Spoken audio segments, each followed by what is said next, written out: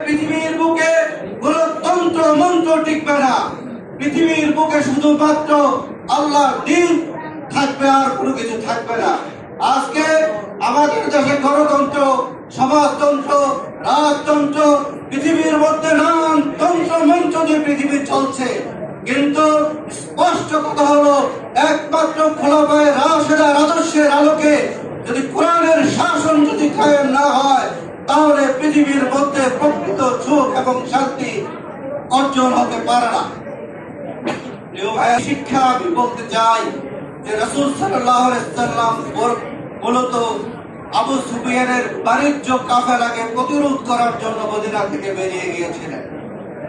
শত্রু সেনাদের কুফরি শক্তিদের বাণিজ্যের মধ্যে, ব্যবসার মধ্যে অর্থনৈতিক ভাবে তাদেরকে পঙ্গু করে দেওয়া বদরের একটি লক্ষ্য। তো প্রিয় ভাইয়েরা,